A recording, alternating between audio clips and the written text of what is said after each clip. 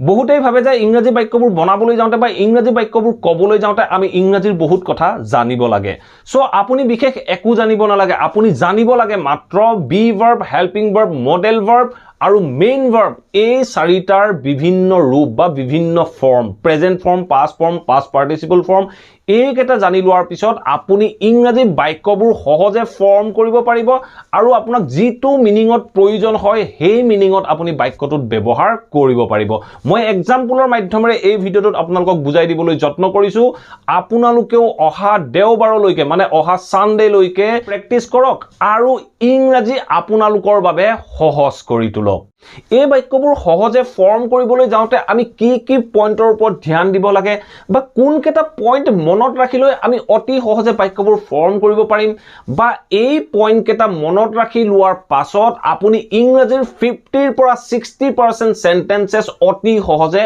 Form কৰিব পাৰিব গতিকে ভিডিঅটো খুব প্ৰয়োজনীয় হ'ব আপোনালোকে স্কিপ নকৰাকৈ হেকলৈকে চাব আৰু ভিডিঅটো আৰম্ভ হোৱাৰ আগত আপোনালোকে প্লিজ ভিডিঅটো লাইক আৰু সকলোৰে মাজত শেয়াৰ কৰি লওক যাতে যি সকলে ইংৰাজী বুজিবলৈ শিকিবলৈ যত্ন কৰি আছে তেখেতসকলেও সহজে ইংৰাজীৰ বাক্যবোৰ ফৰ্ম কৰিব পাৰে আৰু সহজে ইংৰাজী ক'ব পাৰে আৰু আপোনালোকৰ মাজৰ বহুতো লাৰ্নাৰ্ছে মোলৈ হোৱাটছআপত মেছেজ কৰি আছে যে মই ক্লাছ ল'ব বিচাৰো মই আপোনাৰ ওচৰত ইংৰাজী শিকিব বিচাৰো আপোনালোকে স্ক্ৰিনত এটা ফোন নম্বৰ দেখি আছে এই ফোন নম্বৰটোত আপোনালোকৰ নাম আৰু এড্ৰেছ হোৱাটছআপ কৰক ফেব্ৰুৱাৰী 1st উইকৰ পৰা এটা নতুন বেচ ষ্টাৰ্ট হ'ব ৰাতিপুৱা 6 বজাৰ পৰা আৰু আপোনালোকৰ মাজৰ বহুতো ষ্টুডেন্টছে মোক কোৱেশ্চন কৰে বা বহুতো লাৰ্নাৰ্ছে মোক কোৱেশ্চন কৰে যে স্যাৰ ফিজ কিমান হ'ব ফিজ এটা মিনিমাম প্ৰাইজৰ ভিতৰত থাকিব মিনিমাম 1000 ৰ ভিতৰত থাকিব পাৰ মান্থ সো আপোনালোকে যদি ইন্টাৰেস্টেড হয় বা সহজ ভাষাত ইংৰাজী শিকিব বিচাৰে তেতিয়াহলে এই নাম্বাৰটোত আপোনালোকৰ নাম আৰু এড্ৰেছ হোৱাটছআপ কৰক আমাৰ ফালৰ পৰা আপোনাক ক্লাছৰ সবিশেষ জনোৱা হ'ব ইয়াৰ আগৰ ভিডিও কেটাত মই কৈ আহিছিলো যে আমি যেতিয়া বাক্যবোৰ সহজে ফৰ্ম কৰিবলৈ যাওঁ তেনেকুৱা ক্ষেত্ৰত আমি মনত ৰাখিব লগা হয় বি ভাৰ্ব বা হেল্পিং ভাৰ্বৰ বিভিন্ন ৰূপ বা মেইন ভাৰ্বৰ বিভিন্ন ৰূপ আমি মনত ৰাখিব লগা হয় সো আপোনালোকে স্ক্ৰিনত হয়তো নিশ্চয় দেখি আছে বি ভাৰ্বৰ আমি গুটেই কেটা ৰূপ মনত ৰাখিব লগা হয় বি এম ইজ আৰ এইকেটা প্ৰেজেন্টত ওয়াজ ওয়্যাৰ পাষ্টত বিন হল পাষ্ট পাৰ্টিসিপলত ঠিক তেনে ধৰণে বিং আমি ব্যৱহাৰ কৰো কন্টিনিউয়াস বুজাবৰ বাবে ঠিক তেনে ধৰণে হেভ হেজৰ পাষ্ট ফৰ্ম হল had past participle form had আৰু হেভ হেজক যদি আমি কন্টিনিউয়াস কৰো তেতিয়া আমি হ্যাভিং বুলি ব্যৱহাৰ কৰো ঠিক তেনে ধৰণে ভাৰ্বৰ প্ৰেজেন্ট ফৰ্ম পাষ্ট ফৰ্ম আৰু পাষ্ট পাৰ্টিসিপল ফৰ্ম মনত ৰাখিবলৈ যত্ন কৰিব ঠিক তেনে ধৰণে কেনৰ পাষ্ট ফৰ্ম কুড এই কনসেপ্ট খিনি মনত ৰাখি লবলৈ যত্ন কৰিব যাতে আপোনালোকে অতি সহজে বাক্যখিনি ফৰ্ম কৰিব পাৰে এটা দুই চাৰিটা এক্সাম্পলৰ মাধ্যমেৰে আমি কেনেদৰে চেঞ্জ কৰিব পাৰো বিভিন্ন মিনিংৰ কাৰণে একেটা বাক্যকে কেনেদৰে ব্যৱহাৰ কৰিব পাৰো তাৰ বিষয়ে জানিবলৈ যত্ন কৰো সো এতিয়া আপোনালোকে স্ক্ৰিনত এটা বাক্য দেখিছে যে সি ৰানছ ফাৰ্ষ্ট তাই স্পিডত দৌৰে তাই খুব স্পিডত দৌৰে বুলি কওঁতে আমি ক'ব পাৰো যে সি ৰানছ ভেৰি ফাষ্ট টু ক'ব পাৰো আমি কৈছো যে সি ৰানছ ফাষ্ট তাই স্পিডত দৌৰে এই বাক্যটো আপোনাক যোনটো টেন্সত প্ৰয়োজন হৈছে সেই টেন্স অনুসৰি আপুনি ভাৰ্ব বা বি ভাৰ্বৰ ৰূপ ব্যৱহাৰ কৰিলে আপোনাৰ বাক্যটোৰ মিনিং পৰিৱৰ্তন হৈ যাব বাক্যবোৰত বিশেষ একো চেঞ্জ কৰিব লগা নাথাকে আমি ভাৰ্ব বা হেল্পিং ভাৰ্ব বা মডেল ভাৰ্ব যি ইউজ হৈ থাকে বাক্যবোৰত সেই ভাৰ্ব হেল্পিং ভাৰ্ব মডেল ভাৰ্বৰ পৰিৱৰ্তন ঘটালে আমাৰ বাক্যৰ মিনিংও চেঞ্জ হৈ যায় এই বাক্যটো কি কৈছে সি ৰানছ ফাৰ্ষ্ট তাই স্পিডত দৌৰে যদি আমি পাষ্টত ক'ব লগা হয় ৰান টু ৰেন কৰি দিয়ক সি ৰেন ফাৰ্ষ্ট তাই স্পিডত দৌৰিছিল যদি আপুনি এই বাক্যটোত ক'ব লগা হয় যে তাই স্পিডত দৌৰিব পাৰে তাই স্পিডত দৌৰিব পাৰে বুলি কওঁতে পাৰেৰ কাৰণে আপুনি কেন এটা ইউজ কৰি দিলে বাক্যটো কাৰেক্ট হৈ গ'ল আপুনি সাবজেক্টৰ পিছত সিম্পলি কেন টু ইউজ কৰক আপুনি কওক যে সি কেন ৰান ভেৰি ফাষ্ট তাই স্পিডত দৌৰিব পাৰে যদি আপুনি ক'ব লগা হয় তাই স্পিডত দৌৰিব পাৰিছিল বুলি কওঁতে আপুনি কি কৰিব জাস্ট কেন টু কুড কৰি দিয়ক আপুনি ক'ব পাৰে যে সি কুড ৰান ফাষ্ট তাই স্পিডত দৌৰিব পাৰিছিল এনে ধৰণে ক'ব পাৰে বা আপুনি যদি এই বাক্যটোৰ অন্য মিনিং চেঞ্জ কৰিব লগা হয় আপুনি কয় যে তাই স্পিডত দৌৰিলে কমপ্লিটেড একচন কৈছে কমপ্লিটেড একচন হোৱাৰ লগে লগে হেভ হেজ ইউজ কৰক সো আপুনি কি বুলি ক'ব সিৰ পিছত হেজ ইউজ কৰি দিয়ক আপুনি ক'ব যে সি হেজ ৰানৰ পাষ্ট পাৰ্টিসিপল ফৰ্ম ব্যৱহাৰ কৰক ৰান সো আপুনি ক'ব সি হেজ ৰান ফাষ্ট তাই স্পিডত দৌৰিছিল বা আপুনি যদি এই বাক্যটো কন্টিনিউয়াছত ক'ব লগা হয় আপুনি ধৰক এই বাক্যটো কন্টিনিউয়াছত ক'ব লগা তাই স্পিডত দৌৰি আছে তাই স্পিডত দৌৰি আছে বুলি কওঁতে আপুনি সিম্পলি এই বাক্যটো যেটো বি ভাৰ্ব দৰকাৰ হয় হে বি ভাৰ্বটো ইউজ কৰক আৰু দৌৰি আছিল দৌৰি আছে বুলি কওঁতে কন্টিনিউয়াছত ভাৰ্বৰ লগত আইএনজি লগাই দিওক বিশেষ একো বাক্যটো চেঞ্জ কৰিব নালাগে চাওক বাক্যবোৰৰ মিনিং কেনেদৰে চেঞ্জ হৈ আহিছে আমি হেল্পিং ভাৰ্ব বা ভাৰ্বটো অকমান ইফাল সিফাল কৰি দিলে বাক্যৰ মিনিংও ইফাল সিফাল হৈ গুচি যায় মই যদি কওঁ she is running fast she is running fast তাই স্পিডত দৌৰি আছে এনে ধৰণে আমি বাক্যখিনি মিনিং চেঞ্জ কৰিব পাৰো যদি আপুনি ক'ব লগা হল যে তাই স্পিডত দৌৰি আছিল she was running fast তাই স্পিডত দৌৰি আছিল বা আপুনি ধৰক ক'ব লগা হল তুমি বা তাই স্পিডত দৌৰা উচিত তাই স্পিডত দৌৰা উচিত বুলি কওঁতে আপুনি কি ক'ব should টো ইউজ কৰি দিলে হল আপুনি ক'ব পাৰে যে she should run fast তাই স্পিডত দৌৰা উচিত এনে ধৰণে আমি জাস্ট যেটো হেল্পিং ভাৰ্ব বা ভাৰ্ব আছে হে ভাৰ্বটো অকমান ইফাল ইফাল কৰিব জানিলে আমাৰ বাক্যৰ মিনিং চেঞ্জ হৈ গুচি যায় আপোনাৰ যেটো সিচুৱেচনত যোনটো সেন্টেন্স দৰকাৰ হয় সেই মতে আপুনি বাক্যখিনি ইউজ কৰিব পাৰিব মাত্ৰ আপুনি প্ৰেক্টিস কৰিব লাগে আপুনি যিমান প্ৰেক্টিস কৰিব আপোনালোকৰ কাৰণে এই কনসেপ্টবোৰ হিমানেই সহজ হৈ যাব সো অলৰেডি আপোনালোকে গম পালে যে বাক্যটোত বিশেষ একো চেঞ্জ নহয় বাক্যটোত আমি যেটো হেল্পিং ভাৰ্ব বা ভাৰ্ব আছে সেই ভাৰ্ব কেটাহে ইফাল হিফাল কৰিব লাগে সো আপোনালোকে যদি সেই সকলোখিনি কথা জানিব বিচাৰে তেতিয়া হলে ডেসক্ৰিপচন বক্সত তিনটা ভিডিওৰ লিংক আছে এটা সম্পূৰ্ণ টেন্সৰ ভিডিওৰ লিংক আছে বা ইয়াৰ আগৰ যি দুটা ক্লাস মই দেওবাৰে ললো সেই ক্লাস দুটাৰ লিংক আছে আপোনালোকে চাই লৈ এই বাক্যখিনি প্ৰেক্টিস কৰিব পাৰে এতিয়া আমি অন্য কিছুমান এক্সাম্পলৰ মাধ্যমেৰে এই কনসেপ্টখিনি বুজিবলৈ যত্ন কৰো এতিয়া আপোনালোকে স্ক্ৰিনত অন্য এটা এক্সাম্পল লিখিছে এক্সাম্পলটো লিখা আছে যে I have to meet her today মই আজি তাইক লগ কৰিব লাগিব বুলি কওঁতে আমি ব্যৱহাৰ কৰো have to মই আমুকটো কৰিব লাগিব বা মোৰ আমুকটো কৰিব লগা আছে তেনেকুৱা ক্ষেত্ৰত আমি have to ব্যৱহাৰ কৰি বাক্যখিনি ক'ব লগা হয় মই যদি কওঁ মোৰ ভাত ৰান্ধিব লগা আছে তেতিয়া মই কম I have to cook food এই have to পিছত যেটো verb ইউজ হ'ব সেই verb টো সদায় present formত ইউজ হ'ব সো মই বাক্যটো কলো যে I have to meet her today মই আজি তাইক লগ কৰিব লাগিব এই বাক্যটো চাওক আপুনি ধৰক ক'ব লগা হল যে মই তাইক লগ কৰিব লগা আছিল মই তাইক লগ কৰিব লগা আছিল বা মই তাইক যোৱাকালি লগ কৰিব লগা আছিল আপুনি সিম্পলি কি কৰক এই have to টোৰ ঠাইত had to কৰি দিয়ক এই কনসেপ্টখিনি মনত ৰাখিব লাগে have to পাস কৰিবলৈ গলে আমি had to বুলি ক'ব লাগে আমি তেতিয়া কম I had to meet her today টো তেতিয়া আমি কৰি দিম yesterday তেতিয়া আমি কম I had to meet her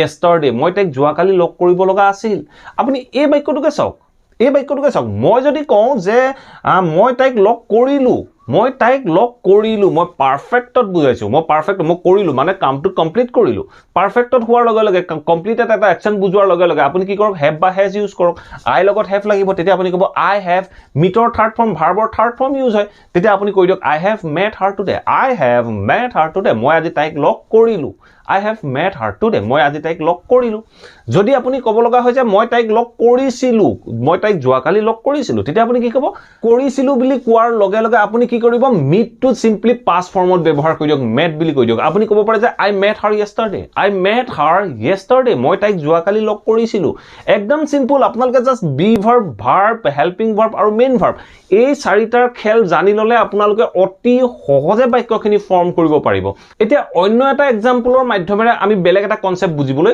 যত্ন কৰো সো বাক্যটো চাওক আপোনালোকে স্ক্ৰিনত দেখি আছে I am with her মই তাইৰ লগত আছো বুলি কৈছো মই তাইৰ লগত আছো এই বাক্যটো চাওক মই তাইৰ লগত আছিলো বুলি কওঁতে মই তাইৰ লগত আছিলো past simply বাক্যটো পাস কৰি দিয়ক যেটো be verb দেখিছে be verb টো past লৈ লৈ যাওক আপুনি কলে হল যে I was with her মই তাইৰ লগত আছিলো বুলি কওঁতে আমি কলো I was with her এটা চাওক এই বাক্যটো যদি মই কওঁ যে মই তাইৰ লগত তাত থাকিব লাগিব মই অলৰেডি কৈ আহিলো যে লাগিবৰ কাৰণে আমি have to has to ব্যৱহাৰ কৰো মই লগত আমি কি কৰিম I লগত আমি কি কৰিম I have to এই ওপৰৰ বাক্যকেইটাত চাওক কোনো ভাৰ্বৰ কথা আছে নেকি কোনো ভাৰ্ব নাই ইয়াত অকল বি ভাৰ্ব আছে গতিকে have to যেতিয়া আমি ইউজ কৰিব লগা হয় তাৰ পিছত যদি কোনো ভাৰ্ব নাথাকে আপুনি চকু বন্ধ কৰি বি এটা ব্যৱহাৰ কৰি দিয়ক আপুনি ক'ব পাৰে যে I have to be there with her মই তাইৰ লগত থাকিব লাগিব এনেকুৱা ক্ষেত্ৰত আমি have to be ব্যৱহাৰ কৰো অন্য একো নাই, জাস্ট বি ভাৰ্ব আৰু হেল্পিং ভাৰ্বৰ ইয়াত আমি ব্যৱহাৰ কৰিছোঁ। বি ভাৰ্ব হেল্পিং ভাৰ্ব কেইটা চেঞ্জ কৰিয়ে আমি বাক্যৰ মিনিঙো পৰিৱৰ্তন কৰি দিছোঁ। ঠিক তেনেধৰণে মই যদি কওঁ মই তাইৰ লগত তাত থাকিব লগা হৈছিল বা থাকিব লগা আছিল, তেনেকুৱা ক্ষেত্ৰত আমি কি ক'ম? আমি ক'ম I had to be there with her. I had to be there with her. মই তাইৰ লগত তাত থাকিব লগা হৈছিল। এনেধৰণে আমি অৰ্থখিনি প্ৰকাশ কৰিব পাৰোঁ। এতিয়া হয়তো আপোনালোকৰ বাবে কনচেপ্টখিনি লাহে লাহে সহজ হৈ আহিছে। আমি বিশেষ গ্ৰামাৰৰ ভিতৰুৱা কথাখিনি নজনাকৈ আমি এই কনচেপ্টখিনি বুজিবলৈ যত্ন কৰিছোঁ। আৰু মোৰ ক্লাছত যিমানসকল লাৰ্ণাৰ্ছে মোৰ লগত ক্লাছ লয় বা লাইভ ক্লাছৰ জৰিয়তে মোৰ ওচৰত ইংৰাজী শিকে, মই তেখেতসকলক এই পদ্ধতিৰে শিকাবলৈ যত্ন কৰোঁ। এতিয়া চাওঁ আমি অন্য দুটামান এক্সাম্পল। ঠিক তেনেধৰণে লাষ্ট এটা এক্সাম্পল চাওক। লাষ্ট এক্সাম্পলটো কি কৈছে? He goes to his office on foot. He goes to his office on foot মানে বাক্যতে কি কৈছে? হি গোজ, তেওঁ যায়। কলৈ যায়? টু হিজ অফিচ, তেওঁৰ অফিচলৈ যায়। কেনেকৈ যায়? On foot. অন ফুট মানে হ'ল খোজকাঢ়ি যায়। খোজকাঢ়ি যোৱাৰ ক্ষেত্ৰত আপোনালোকে সদায় অন ফুট ব্যৱহাৰ কৰিব। He goes to his office on foot. সি খোজকাঢ়ি অফিচলৈ যায়। এই বাক্যটো যদি আপুনি পাষ্টত ক'ব লগা হয়, আপুনি সিম্পলি গোজ টু ৱেণ্ট কৰি দিয়ক। He went to his office on foot. He went to his office on foot. তেওঁ অফিচলৈ খোজকাঢ়ি গৈছিল। এতিয়া ধৰক এই বাক্যটো আপুনি কণ্টিনিউৱাছত ক'ব লগা হ'ল। তেওঁ খোজকাঢ়ি গৈ আছে। তেওঁ খোজকাঢ়ি তেওঁৰ অফিচলৈ গৈ আছে। তেতিয়া আপুনি কি কৰিব? তেতিয়া আপুনি এই বাক্যটোত ইজ গোয়িং কৰি দিয়ক। গোজ টু গোয়িং কৰি দিয়ক। তেতিয়া আপুনি ক'ব he is going to his office on foot. He is going to his office on foot. বাক্যবোৰত বিশেষ একো চেঞ্জ হোৱা নাই, ভালদৰে লক্ষ্য কৰি আহিব। He is going to his office on foot. ঠিক তেনেধৰণে চাওক। ঠিক তেনেধৰণে এই বাক্যটো যদি পাষ্ট কণ্টিনিউৱাছত কওঁ, তেতিয়া আমি কি ক'ম? He was going to his office on foot. He was going to his office on foot. তেওঁ খোজকাঢ়ি অফিচলৈ গৈ আছিল, হৈ গ'ল। ঠিক তেনেধৰণে আপুনি যদি কয় তেওঁ অফিচলৈ খোজকাঢ়ি গ'ল, তেওঁ অফিচলৈ খোজকাঢ়ি গ'ল, এটা কমপ্লিটেড একশ্যনৰ কথা কৈছে। যেতিয়া কমপ্লিটেড একশ্যন হেভ বা হেজ ইউজ কৰি দিয়ক। আপুনি কওক যে হি হেজ ভাৰ্বৰ থাৰ্ড ফৰ্ম, গোৰ থাৰ্ড ফৰ্ম গন। চ' আপুনি ক'ব যে he has gone to his office on foot. He has gone to his office on foot. তেওঁ অফিচলৈ খোজকাঢ়ি গ'ল। ঠিক তেনেধৰণে আপুনি যদি এই বাক্যটোত আপুনি ক'ব পাৰে যে তেওঁ অফিচলৈ খোজকাঢ়ি যাব পাৰে। তেওঁ অফিচলৈ খোজকাঢ়ি যাব পাৰে। পাৰে বুলি কওঁতে প্ৰথম এক্সাম্পলটোতে মই কৈ আহিলোঁ কেন ইউজ কৰিব পাৰোঁ। আমি ক'ব পাৰোঁ যে he can go' to his office on foot. He can go' to his office on foot. তেওঁ অফিচলৈ খোজকাঢ়ি যাব পাৰে। কেন ইউজ কৰাৰ পিছত আপোনালোকে গোজ কৰিব নালাগে, গ' কৰিব লাগিব। যিকোনো বি ভাৰ্ব বা হেল্পিং ভাৰ্ব আপুনি যদি মডেল ভাৰ্ব আপুনি যদি ছাবজেক্টটোৰ পিছত ইউজ কৰি দিয়ে, তেতিয়া গোজ টু গ' হৈ যায়। যেতিয়া মডেল ভাৰ্ব ইউজ কৰোঁ তেনেকুৱা ক্ষেত্ৰত। ঠিক আছে। ঠিক তেনেধৰণে আপুনি ক'ব পাৰে তেওঁ অফিচলৈ খোজকাঢ়ি যোৱা উচিত। উচিত বুলি কওঁতে আপুনি কি ক'ব? He should go' to his office on foot. He should go' to his office on foot. তেওঁ অফিচলৈ খোজকাঢ়ি যোৱা উচিত। ঠিক তেনেধৰণে এই বাক্যটোত আপুনি যদি হেভ টু লগায়, he has to go' to his office on foot. He has to go' to his office on foot. আমি গ'জৰ আগত হেভ টু বা হেজ টু ইউজ কৰি দিলোঁ। আমি ক'লোঁ যে হি হেজ টু গ', তেওঁ যাব লাগিব। ক'লৈ? To his office. He has to go' to his office. তেওঁ তেওঁৰ অফিচলৈ যাব লাগিব। কেনেকৈ যাব লাগিব? অন ফুট, খোজকাঢ়ি যাব লাগিব।